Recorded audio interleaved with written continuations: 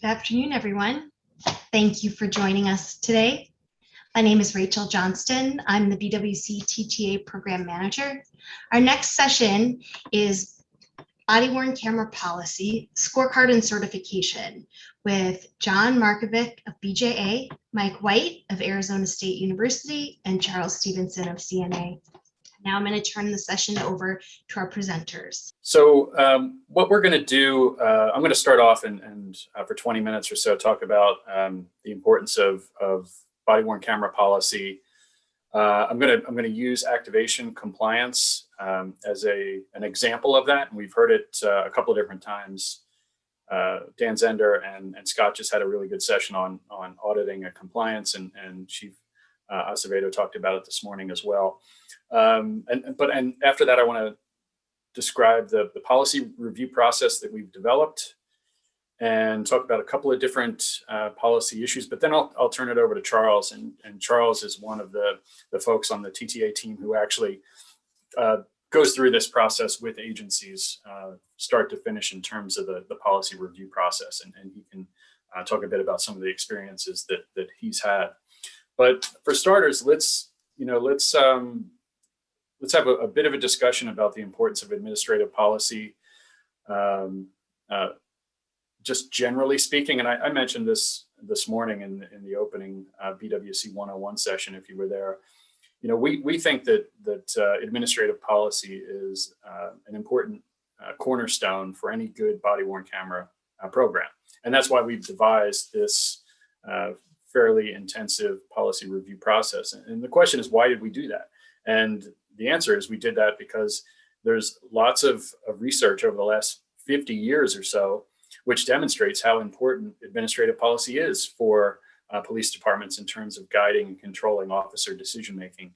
We've seen that with regard to use of force. We've seen it with regard to pursuit policies, whether they be auto or foot. Basically, policy is critically important for managing and guiding officers' decision-making. And the key here, though, is that there's some prerequisites for policy if it's going to be an effective technique for guiding and controlling discretion. And this includes body-worn camera policy. And the policy has to be clear, so officers have to be able to read the policy and understand, okay, this is what is expected of me, and this is what's prohibited. The policy has to be known in terms of training and being widely available. And I think the worst case scenario is you have a new policy and the sergeant hands it out at roll call and says, read it and ask me if you have any questions. That's not what we mean in terms of making it known.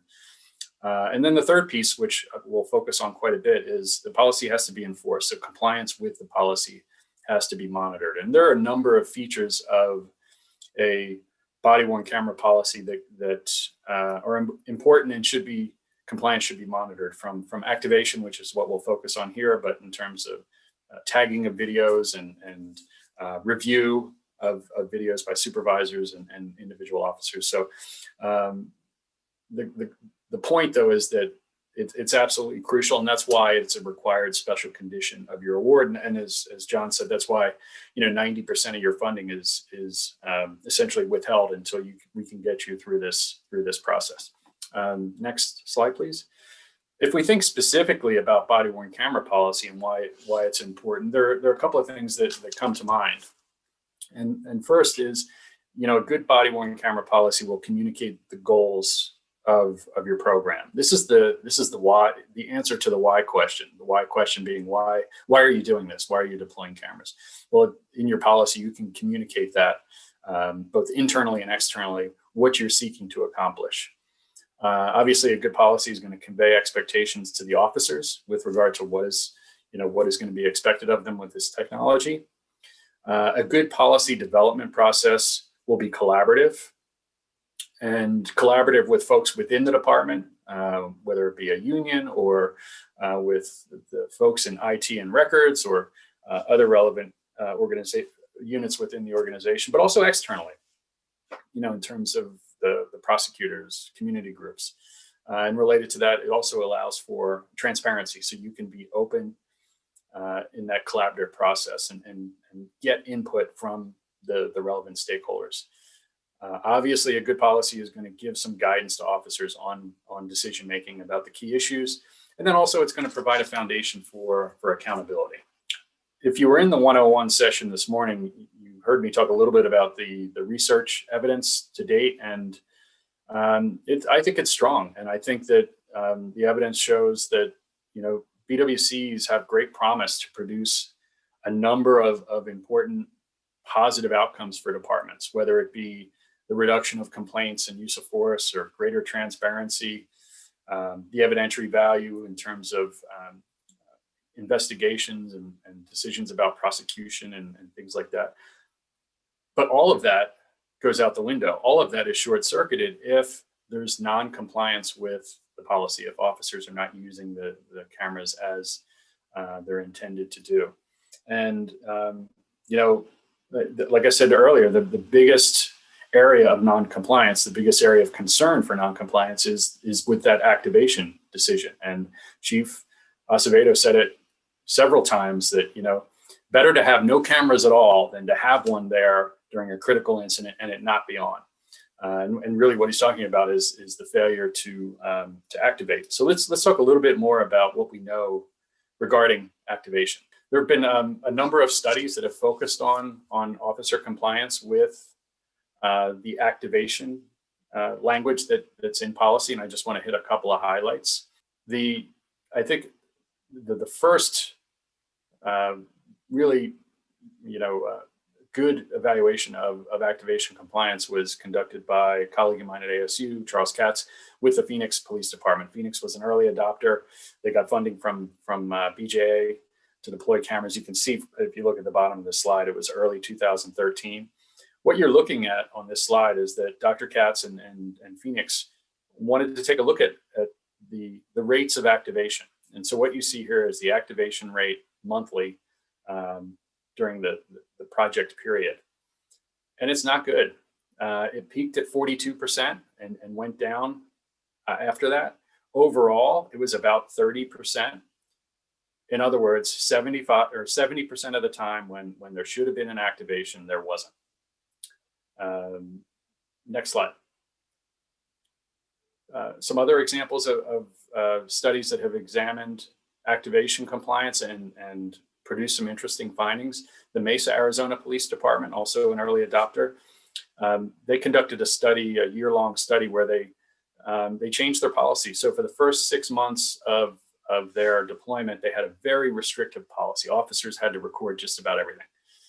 6 months in, they moved to a less restrictive policy, one where officers had much more discretion in that activation decision. And then at the end of the year, when they went back and they looked, as they moved to that less restrictive policy, activation declined substantially by 42%. The Hedberg study was with Phoenix, and basically they used some fairly sophisticated analytic techniques to try to determine if compliance had been higher, what would have happened to complaints. And they were able to demonstrate that if compliance with activation was 100%, essentially there would have been no complaints against officers in the Phoenix Police Department. And then the Ariel study, they linked policy compliance with activation and notification of the camera to the citizen. They linked policy compliance with use of force. Use of force declined by 37% when officers followed policy with regard to making the activation occur and then notifying the citizen. And when they didn't, you can see that the increase in use of force. So here we're seeing activation compliance being tied to some of the very important outcomes that departments are interested in, like complaints and like the use of force.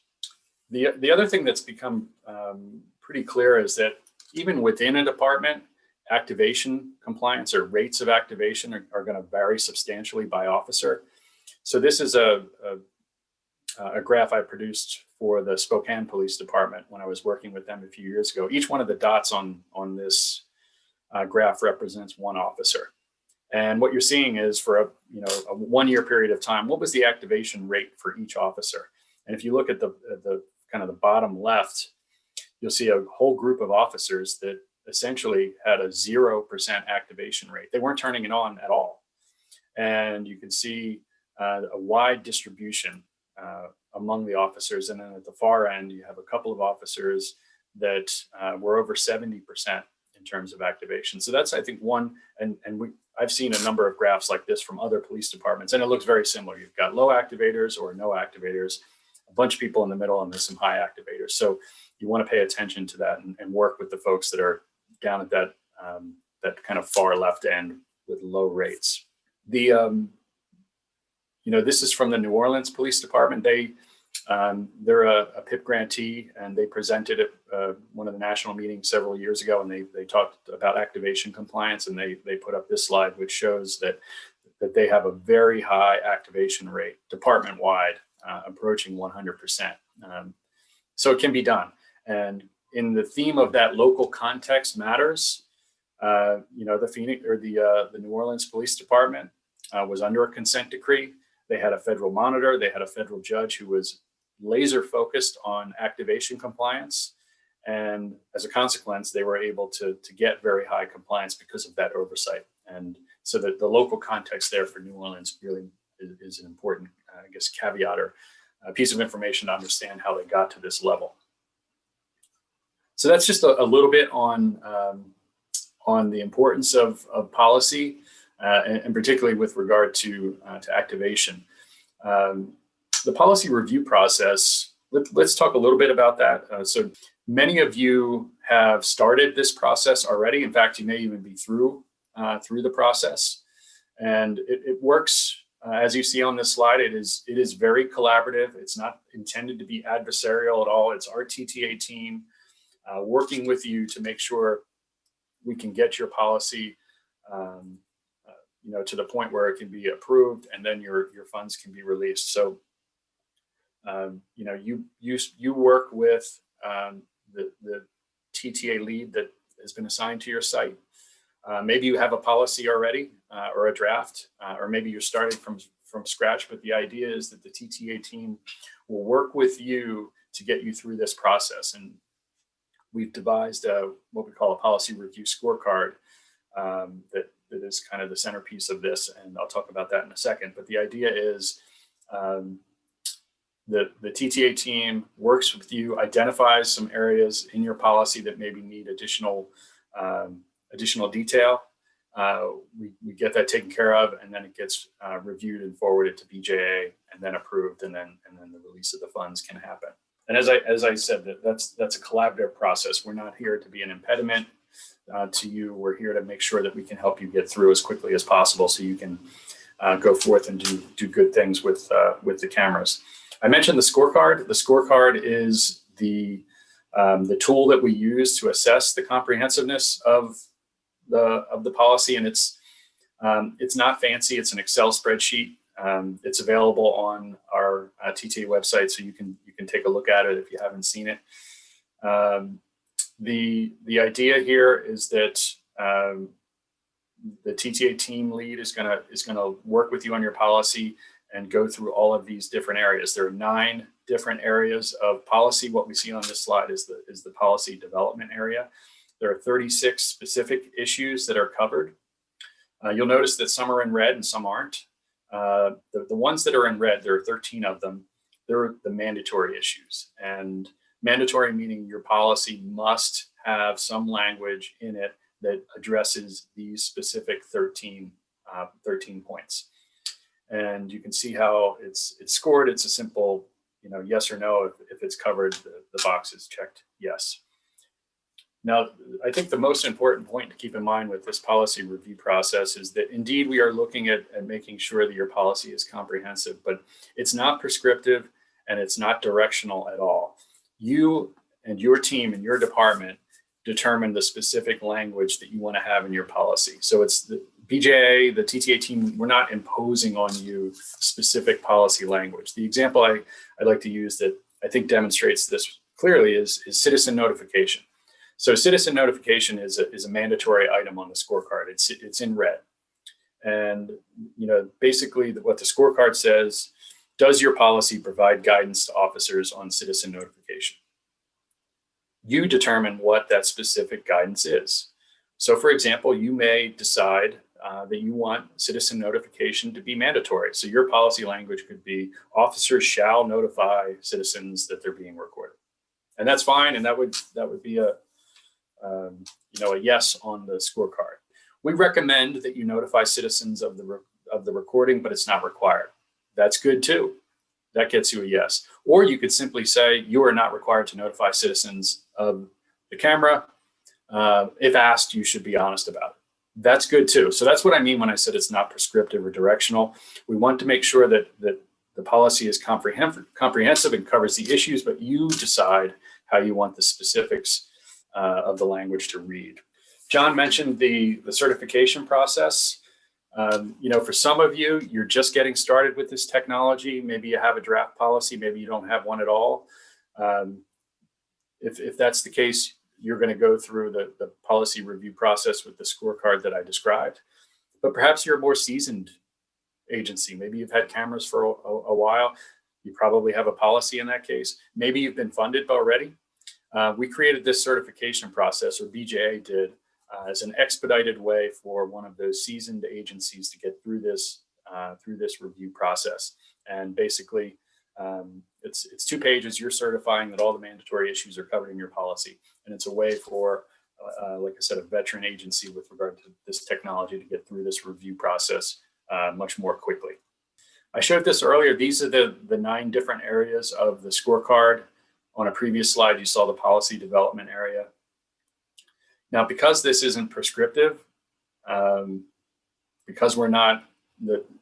you make the decisions about the language, we see a lot of variation.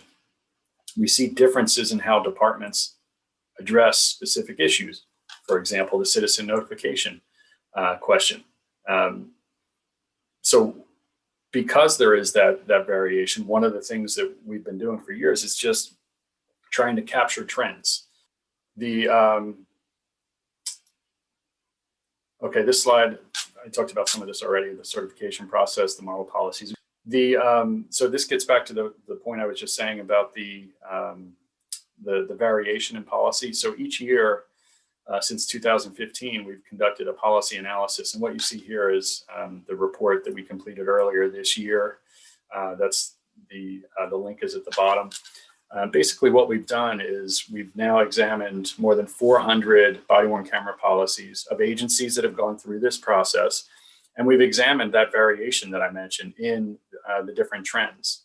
So this particular report, if you were to take a look, we're looking at trends at 11 different body-worn camera issues. Some of the ones, are not surprising, activation, deactivation, when should supervisors review, off-duty assignments. Chief Acevedo talked about that a little bit this morning. One that's gotten a lot of attention recently: what are you doing with body-worn cameras during public demonstrations? And then one we just added for this year at the very bottom, the question of video release in critical incidents. So in each of these cases, what we do is we describe the policy trends. What are the TTA grantee or the PIP grantees doing with regard to these issues? And just as an illustration, I thought I'd go through one as an example. And I picked officer authority to review. So when can officers review footage? And there are really 2 key issues at play here. The first at the top of the slide, what I call kind of routine review. Are officers allowed to look at their footage on a daily basis at the end of the shift as they complete reports, or maybe as they're getting ready for court testimony? And what you see there is an example of some policy language. The second, and I think much more controversial issue related to officer review, is what happens after an officer-involved shooting. And really, it's a sequence of events here. So there's an officer-involved shooting, and it's captured on body-worn camera. Is the officer allowed to review that footage before making a formal statement? Yes or no? So let's go and we'll see what we're seeing in terms of policy trends on these 2 issues. So first, what about that routine review at the top? And what we've seen, and we in the report, we break this down by year so we can look for differences over time or changes over time. But there are no changes with regard to that routine review. Nearly all of the agencies, those 400 plus that we reviewed, allow that routine review for report writing, for review for court testimony, 90% or upwards each year. So a lot of consistency year to year in that particular issue. The second issue at the bottom, the critical incident. So again, this is the sequence question. Do officers get to review their footage of a critical incident of an officer involved shooting before they make a statement? And this is an example of us seeing some change in over time. So for example, the first 4 years from the FY15 to 18 sites, only around 10% of agencies require the officer to give a statement before viewing. So you flip that around, that means 90% plus are allowing their officers to review the footage first, then they can make a statement. But what we see is that changed quite a bit in FY19. Basically a jump of up to 36% now are requiring that statement first. So, and there are arguments on both sides of this particular issue. I know the memory researchers have strong beliefs about not viewing first, but there are lots of good reasons for review first as well. And we're agnostic on what it should be. We're just reporting the findings, but it is a fairly interesting change over time. So that was, like I said, that was just one example of what's in the report in terms of examining policy trends. The other thing we did last year is there was some questions about, well, maybe things vary by agency size. Maybe the really small, or what we call extra small agencies, maybe they deal with policy issues very differently from larger agencies. So we took a look, and you can see how we broke down the agencies by size. And then we looked at each of those 11 different issues and tried to determine if there were some relationships by agency size. And there were some differences in how agencies dealt with it. And in many cases, it wasn't a clear relationship to agency size, but I will give a bit of a spoiler alert. It was really, when there were differences, it was the extra small that were the most common outlier. And John had mentioned the new small, rural, and tribal funding mechanism. So I think this kind of highlights the importance of the challenges that are experienced by those extra small agencies. Just one final thing before I'll turn it over to Charles, and John probably has some thoughts as well. There isn't a one-size-fits-all policy. That's why the policy review process is very broad and very general, and it allows you to work within that framework to develop the policy that best meets your needs and the needs of your local stakeholders. Obviously, there's going to be a focus on best practices and things like that. And the report that we do, it doesn't offer best practices, but it at least tells you here's what's most commonly done in these kinds of policy areas, and you can take a look and figure out if that's the way you want to go or not.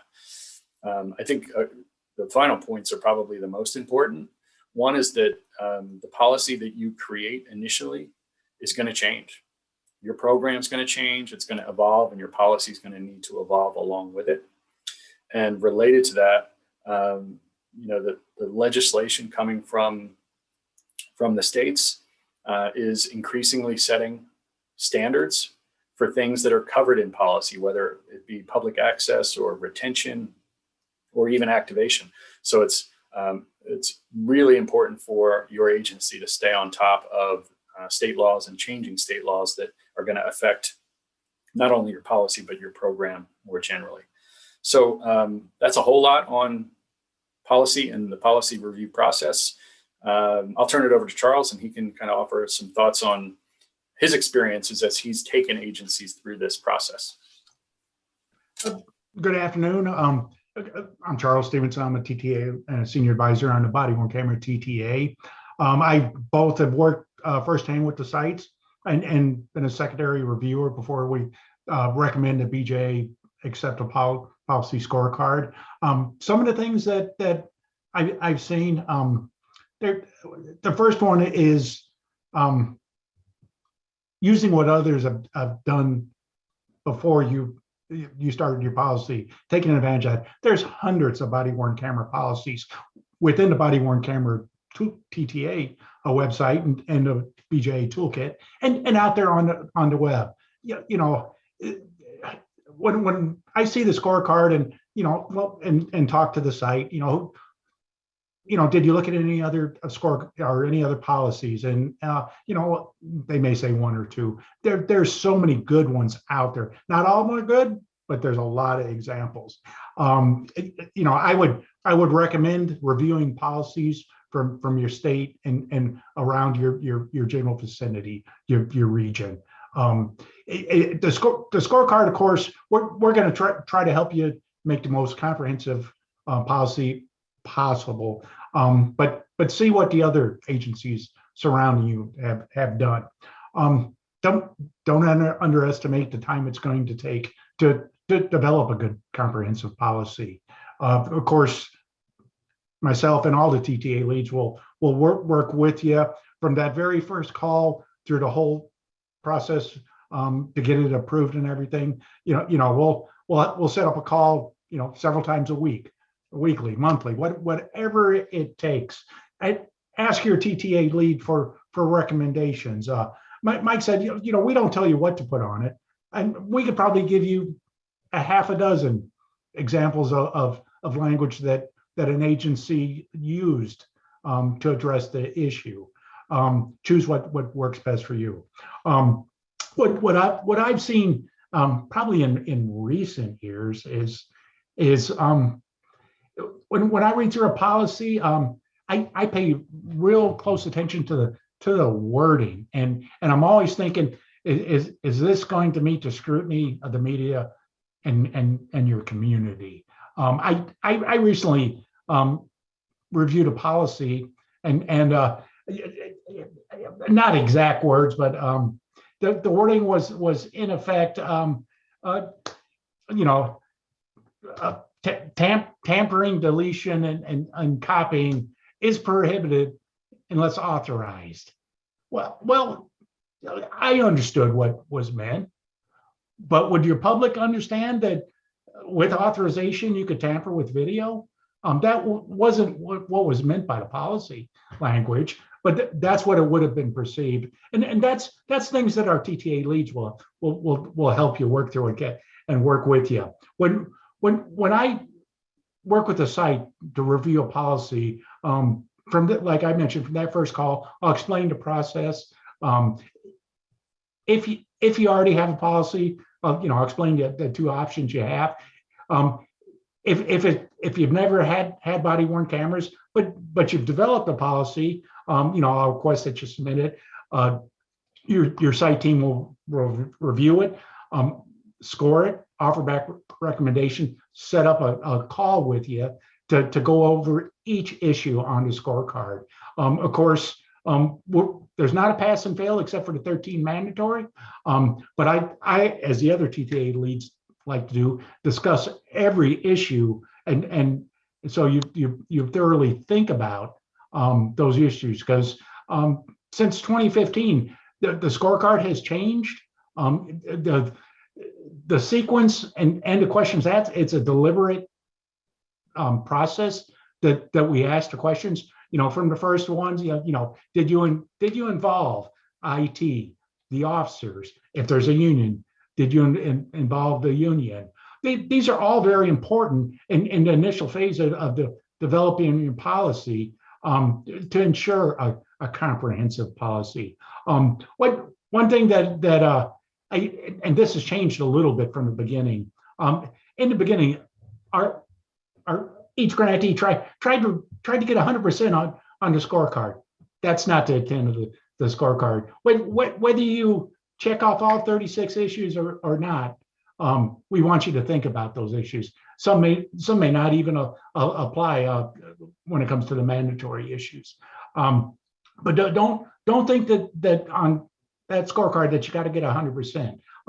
We want in the end for you to have a comprehensive scorecard.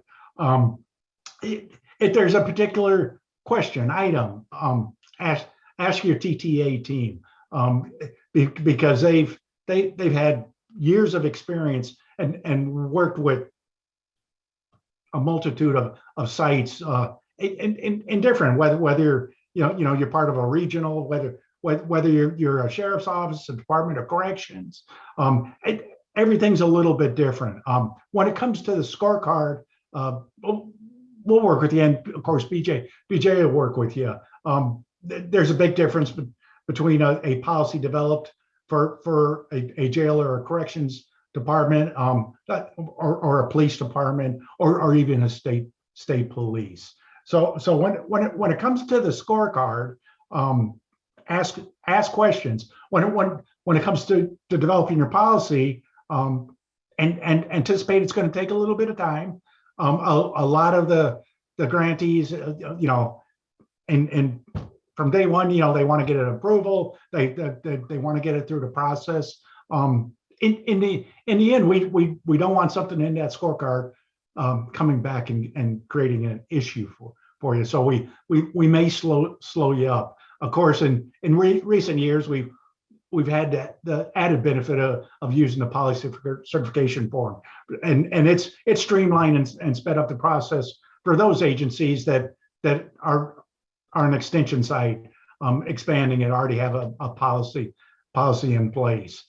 But if I can give you any advice, is to use your TTA team to help you develop that policy, because I've seen really good policies that are three or four pages long, and I've seen policies that may create an issue down the road for the agency that are 15 or 20 pages long. It's a process to get you to have a policy that's going to work for your officers, and provide them the guidance to successfully use body-worn cameras. Mike, I think that's about all the wisdom I can impart. Yeah. Yes. This is John. So I'll piggyback a few things on what you and Mike said, and thanks for that very comprehensive overview of the value of policies as well as the policy scorecard process. So first thing I want to say is I want to be clear, as Mike said clearly, that we don't prescribe a policy and we don't say that we approve your policy, right? We approve the policy development process. Historically, that's been through the scorecards, and that was particularly a great way to go when in 2015 agencies were, relatively few agencies had body-worn cameras. Some that had deployed them didn't bother to do policies, and clearly, according to everything that Mike stipulated, that wasn't a wise way to go. So we've had 6 years of rapid development and rapid adoption of body-worn cameras. So we adjusted. As Mike said, and it was said by others earlier in some presentations, we have, some grantees who are coming for full implementations, hadn't done much with body-worn cameras before, versus other agencies that were providing additional funds for them to expand their body-worn camera programs. As I mentioned, LAPD had established their own body-worn camera program, came to BJ for funding to expand that several times, the latest time expanding it to their transit officers. So to accommodate those that are farther along, that have developed programs, we have the certification form, which I think can be done pretty expeditiously and signed by the executive within your agency. And then we have the scorecard approval process that we talked about. A couple things that I'd also like to emphasize. I put a link in the chat. There's a National Conference of State Legislators that have done some work on compiling what the body-worn camera legislation is across all states.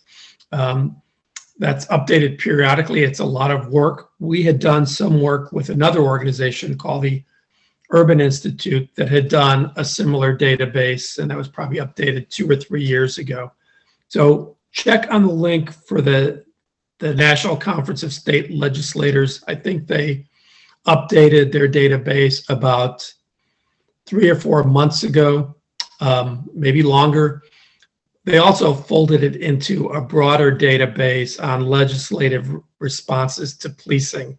So it's not strictly devoted to body-worn cameras as it had been, but that data is contained in there. So if you go to this site, and I think you can search on body-worn cameras, or cameras and see the legislation. So I think this is a good way for you to check where your state is and if your state has extensive laws.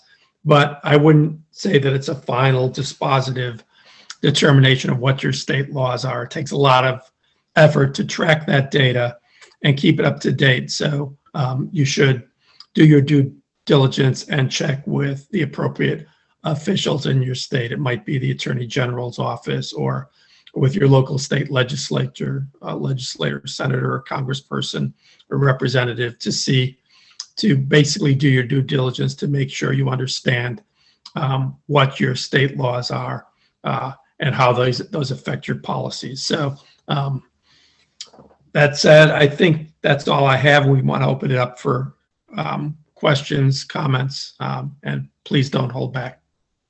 So as a reminder, you can send in questions to the chat to either everyone, or you can send them directly to me. But could our presenters talk a little bit about successful ways that agencies have improved their officer compliance rate with body-worn camera policy?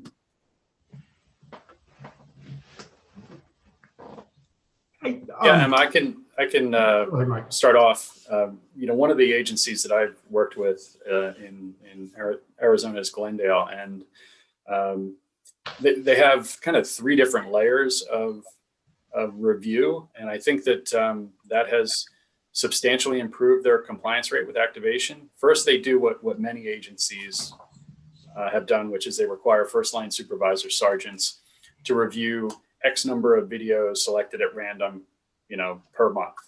They happen to do, I think, 3. So if you're a sergeant, you have to review 3 videos per month for each of the officers in your unit. But what they also do is for each month, they calculate a rate. That is, they have linked their CAD data with the metadata from their vendor system, so that they can look and they can say for each officer, okay, this officer responded to X number of calls in this month that should have generated a video. And then they link that with the number of videos uploaded by that officer, and that generates a rate. And if they're exactly the same, then the rate's 100%. If it's lower than 100%, that means there are some calls that the officer responded to that he or she did not activate. And there may be good reasons for that. But what it does, it allows the department to create a benchmark for kind of what the going rate is, and then to identify officers who are well below that and figure out why. And then last, they're also focused on tagging as well. They've had issues in the past with large numbers of videos that don't get tagged or are not tagged properly. And then there's the potential you're going to lose a video that has evidentiary value through automatic deletion. So their inspection sergeant each month goes in and looks at the total number of untagged videos and works with the specific units, squads to make sure that they're tagged appropriately. So that's one approach. Charles or John, you may have some other ideas.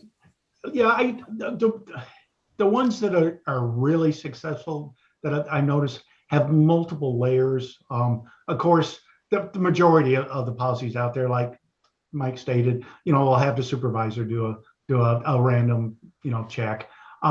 But then, the successful ones, I really see that the lieutenant, the division commander, whatever, there's multiple layers involved in the checks and audits of it. And it seems like those everybody understands supervisors are very busy, and it takes a lot of time to go through body-worn camera video.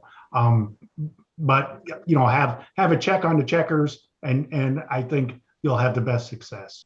Thank you. So another question we have is, should external stakeholders be involved in body-worn camera policy revision, or should external stakeholders only be involved at the beginning when agencies are developing the policy? That's Mike. Let me take the first crack at that one. It depends on a lot on the approval process. If your board of supervisors is going to approve the policy or give approval, they better be in on it from the beginning. but the more stakeholders that you can get involved in that process, and that's not to say you can't have a framework. You'll never get it done if everybody is trying to do it at once. Develop a framework, share it with the stakeholders, ask for input, make additions, changes, revisions, and go in rounds and everything. But if you leave your union out, it may be an issue. Come time when they find out what's in the policy. You don't want a stakeholder saying that's not going to work once the chief's already signed it, once the policy's been approved. So I would involve the stakeholders from the beginning. Once you get a workable draft.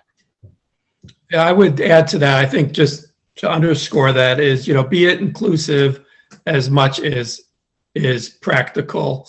We certainly want your policy to be reflective of your department's culture, be it with the union or their community. We really frown on taking a cookie cutter approach, saying, oh, well, here's the model policy from IACP. Let's just use that. It's a good place to start. It's a good framework, but you want it to reflect your local culture, be that your community, be that your institutional culture. And again, it needs to be compliant with, well, we don't dictate that, but your state will, that it needs to be compliant with state laws. So increasingly, states may be defining retention periods based on what type of video, and that goes to the importance of tagging that Mike spoke to.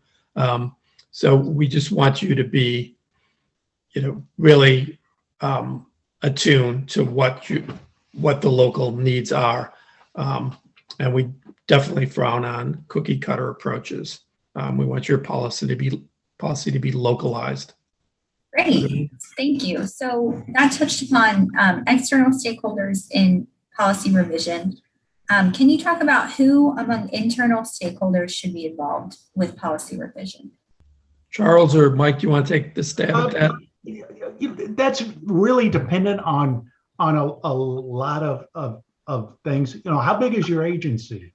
Are you a 12 officer agency? Well, maybe the lieutenant can sit there and develop a draft and then get input from everyone. Are you a large organization? Are you a state organization? For those state organizations, there's a lot of in the approval process that they have to go through. So size a lot of times is going to dictate how big. A small organization, the city may do IT services. They may contract it out, but of course you're going to want them involved with it.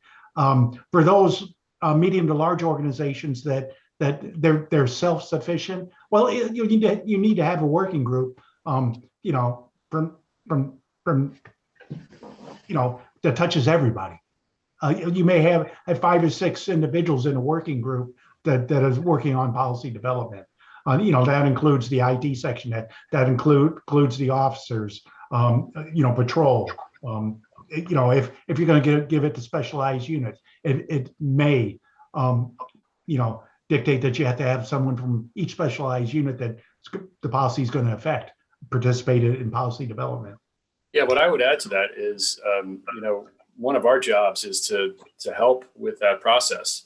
And, if you're a small agency with 12 officers in the state of Connecticut, and you need to revise your policy with regard to, muting or deactivation or whatever it is, and you have questions about who you should involve in that, we can link you up with other agencies in your region of similar size that have gone through this process and who could offer insights on what they did and what went well and what didn't. So I think we've gotten to the point where even if you're just starting with this technology, you need to recognize that you don't have to reinvent the wheel. There's a lot of institutional knowledge in the profession about technology, and we can draw on that to help you with this process as you move forward.